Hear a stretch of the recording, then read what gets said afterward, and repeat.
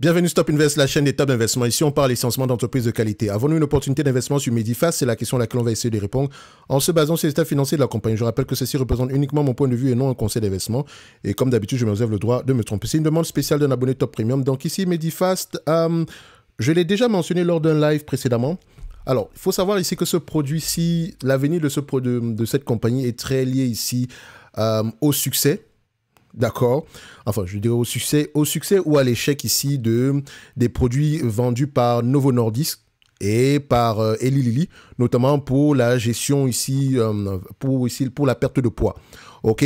Donc, vous devez savoir que Medifast, c'est à peu près sur le même segment d'activité, mais non, on n'a pas des produits ici pour le diabète ou quoi que ce soit. C'est essentiellement ici des produits, des produits autres ici pour la perte de poids, ou bien également ici pour manager ici le poids ou des choses comme ça. Donc, ça fait souvent référence soit à un produit unique ou également à des séances de coaching, ce genre de choses-là.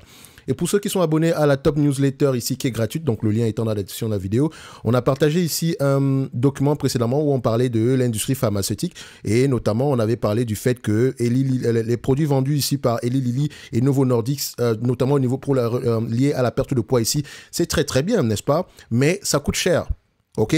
Et présentement, les assureurs ne sont plus enclins ici, veulent de moins en moins ici payer pour ce genre de produits-là, d'accord? Donc techniquement, la personne qui va avoir tendance à dépenser de l'argent pour des produits ici, liés à la perte de poids ici, va devoir payer de sa poche.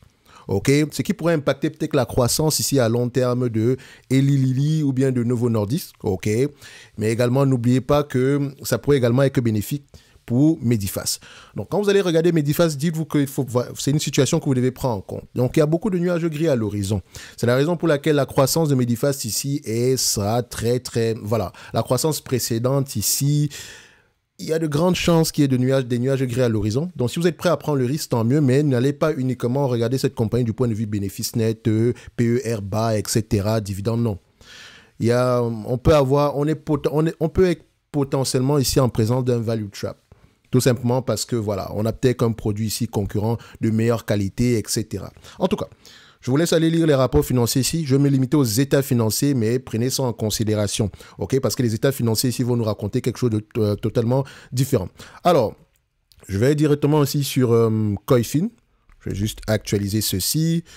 On va aller voir qu'est-ce que Koifin nous raconte ici aujourd'hui par rapport à Medifast. Je ne sais pas pourquoi ça va prendre... je pense que mon Koifin est un peu lent aujourd'hui. Ce n'est pas plus grave que ça. Alors, je prends cette compagnie ici du point... Enfin, on va la regarder ici du point de vue bénéfice net, d'accord, sur Fastgraph. Vous constatez une chose, c'est que les bénéfices nets par action étaient croissants jusqu'en 2022. Et je rappelle que le bénéfice net par action ici peut être... le bénéfice net par action ici peut être influencé positivement par la réduction ici du nombre d'actions. OK? Donc, si on parle ici de réduction du nombre d'actions, allons-y regarder ici au niveau de Financial Testament. Qu'est-ce qu'on observe? Est-ce que le nombre d'actions ici a diminué ou bien il a augmenté? Parce que je sais que cette compagnie s'était spécialisée également au niveau du rachat d'actions. On vérifie. On voit ici que le nombre d'actions diminue, mais timidement. OK? Donc, il y a de grandes chances ici que si le bénéfice net ici augmente année après année, il y a de grandes chances ici que ce soit uniquement parce que le bénéfice en termes de volume ici a augmenté. Donc, est-ce que c'est le cas? Attention, ici, on vérifie le bénéfice net avant l'ajustement. Il me semble même que c'est même meilleur ici de prendre le free cash flow. Donc, je vais juste prendre le free cash flow ici. Voilà. On a ici en quarterly. Donc, je le mets ici en yearly, ici en full. Et je reviens à peu près... Voilà, ici, on va juste le mettre en yearly, OK. Et on revient au niveau des cash flow testament, OK. Donc, vous voyez que le bénéfice net augmente, mais de manière exponentielle sur les dernières années, OK. Si on prend les 5 dernières années, ici, on a une croissance de près de 40% ici en moyenne. Mais attention, le plus important, c'est qu'on reste au moins à ces niveaux-ci, avant même de continuer à croître. Donc, si vous me présentez du 150 millions ici, il faut au moins qu'on puisse avoir du 150 millions sur l'année prochaine, l'année sur prochaine, les années qui suivent, au moins, avant d'avoir quelque chose en supplément. OK? Donc, la première chose moi, je vais aller regarder ici, est-ce que c'est durable? Et qu'est-ce qui a influencé ici la croissance sur les dernières années? OK? Si on a une croissance des bénéfices nets ici, peut-être parce qu'on est rentré sur un nouveau marché ici, ou bien parce que c'est une période assez exceptionnelle, il faut qu'on prenne cela en considération. OK? Donc, On ferme ça. Donc, la croissance est là. C'est une bonne chose. So, maintenant, en termes de free cash flow ici, qu'est-ce qu'on a? Est-ce qu'on a à peu près la même tendance au niveau des free cash flow? On voit également qu'on a à peu près la même tendance ici, une croissance à peu près de 35% ici. Notamment, on a dû avoir une influence négative ici en 2021. Mais comme je le dis, allons-y, regardez 2021, qu'est-ce qui s'est passé? On a un problème, pas un problème, mais tout ceci est dû ici à un besoin en fonds de roulement. Ok, donc on a plus dépensé ici en inventaire. Ça peut être temporaire parce que l'année suivante ici, on récupère plus d'argent ici en inventaire. Ok, donc voilà, c'est souvent si on a juste ceci, on est à peu près sur des niveaux ici assez corrects. On est à peu près sur une croissance ici. Ok, donc à vue d'œil, je peux voir ici qu'on est à peu près à 170 millions, là 195 millions, donc 145, 170, 195. On reste sur une période de croissance. Donc, on revient maintenant au niveau de l'évaluation, pour faire simple. Combien serez-vous prêt à payer pour ce business en date d'aujourd'hui? Si on renverse l'équation, on se dit ici que nous avons une entreprise qui, en 2000, je peux prendre ici les free cash flow et les net income, est-ce qu'ils ont tendance à aller dans le même sens ici? Il y a de grandes chances que oui, d'ailleurs que les free cash flow sont plus élevés que ça. On vous présente une entreprise qui a la possibilité de vous reverser en 2023 $11,42. OK? En 2024, $8,92. En 2025, $8,39. Vous allez me dire ici que ouais, ça doit être une aubaine. Mais attention, les bénéfices nets ne font que diminuer année après année. Qu'est-ce qu'on aura en 2026, 2027, 2028? Donc, avant même de commencer à investir ici, je dois déjà me rendre compte qu'on est peut-être sur une compagnie en pleine décroissance. OK? Peut-être. Donc, l'évaluation ici va être plus qualitative que quantitative.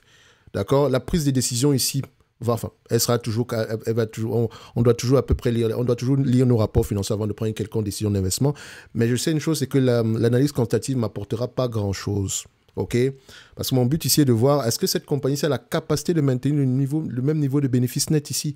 Et je ne peux pas avoir cette réponse-là si je n'ai pas une compréhension assez solide du business model, des perspectives de croissance. Et si j'ai des doutes, je passe à autre chose. C'est pour ça que je ne prendrai pas le raccourci de dire ici que « Oh, c'est sous-évalué. » Quantitativement, ça paraît bien. Mais combien est-ce que je serais prêt à payer pour une entité qui aura tendance à avoir des bénéfices nets de moins en moins élevés? Et attention, ça reste une prévision. Les analystes ont tendance à faire de bonnes prévisions ici. OK? Donc, si je devais payer un business pareil, je ne paierais pas plus de 10 fois les bénéfices. Et encore 10 fois les bénéfices ici futurs. D'accord? Ceux de 2026 ici. Donc, on va s'attendre ici à peu près, je ne paierais pas plus de $80 l'action ici. Mais comme je l'ai souvent dit, ceci reste une estimation. Parce qu'on peut avoir moins que $8 ici. On peut avoir $3. Qu'est-ce que j'en sais? Donc, je n'ai pas le choix que de vraiment, de vraiment prendre connaissance ici du business model. OK? Donc, sur ce genre d'entité, vu qu'on a pas également un passif qui parle, enfin, le passif parle pour la compagnie, mais on se rend également compte qu'on a une certaine accélération sur les dernières années. Donc, il est tout à fait normal d'être très prudent quand on fait l'évaluation de cette compagnie. Ne juge pas l'acheter sur des éléments quantitatifs parce que en le faisant, on est peut-être, on pourrait tomber ici sous on pourrait que enfin, pas le piège ici, mais on pourrait ici faire comment on dit ça? Le terme ici, je dirais, parce que dit value trap, c'est déjà un piège de valeur, d'accord? Donc, essentiellement, une entité ici qui a tendance à avoir, qui paraît avoir des bénéfices nets, qui paraît être sous-évaluée en date d'aujourd'hui, tout simplement parce que les bénéfices nets actuels sont assez élevés, mais qui dans le futur, pourrait avoir des bénéfices nets de moins en moins élevés, ce qui veut dire qu'en date d'aujourd'hui, on est peut-être en train de surpayer. Admettons, aujourd'hui, on me dit que pour les forward, puis c'est 10 fois les bénéfices.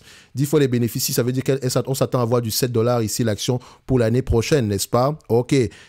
Si je paye cette compagnie ici en date d'aujourd'hui, $7 l'action, ça paraît bien, ça paraît sous-évalué, n'est-ce pas?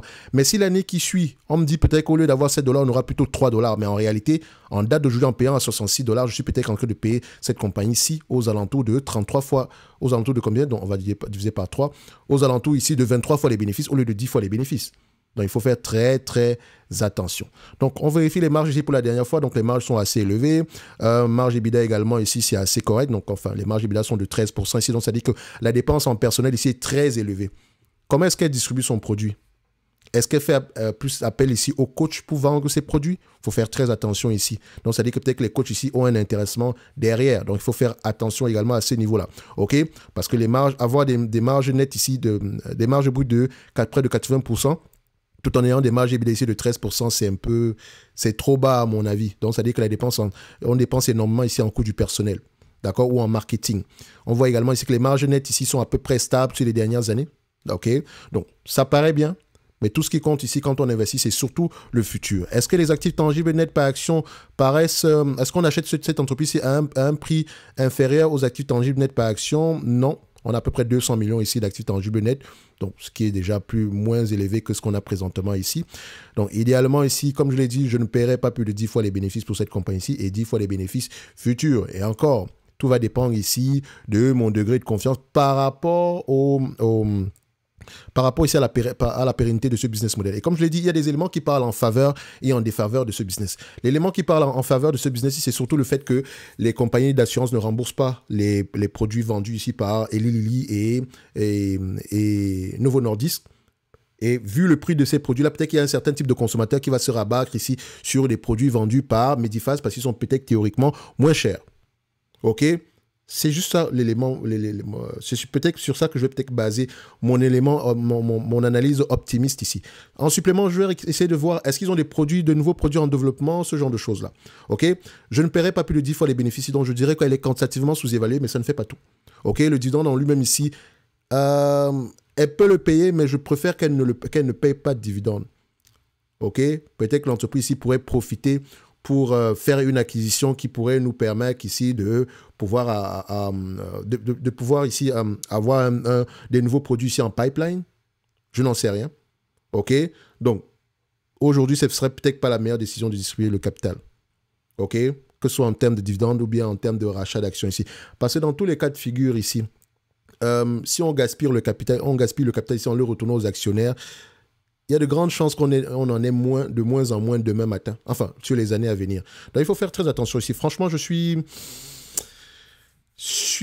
pas très optimiste sur cette compagnie. En tout cas, s'il fallait faire le choix entre Eli Lilly, Novo Nordisk et Medifast, il y a de grandes chances que je fasse affaire plutôt avec Novo Nordisk et les autres plutôt qu'avec Medifast. OK? Mais voilà. Je vous laisse aller lire les rapports financiers ici, mais faites attention. Faites très attention à cette compagnie. Elle n'est peut-être pas sous-évaluée comme le TIC va peut-être l'indiquer ici ou bien le rendement va l'indiquer. OK? N'oubliez pas, pour ceux qui n'ont pas pris connaissance ici de la newsletter sur le secteur pharmaceutique ici, je vous encourage à vous abonner ici à la top newsletter. Le lien est dans la description de la vidéo. Je publie généralement ici des analyses sectorielles. Donc ici, je m'assois, je lis les rapports financiers sur un secteur d'activité en particulier et je vous présente ici mon ressenti. OK? Donc, ça vous permet ici d'avoir à peu près une idée générale de ce qui se passe. Ça ne veut pas dire que c'est strictement la vérité parce que vous devez toujours garder votre esprit critique. C'est très important. OK? On se donne rendez-vous sur la prochaine vidéo. D'ici là, portez-vous bien. Merci.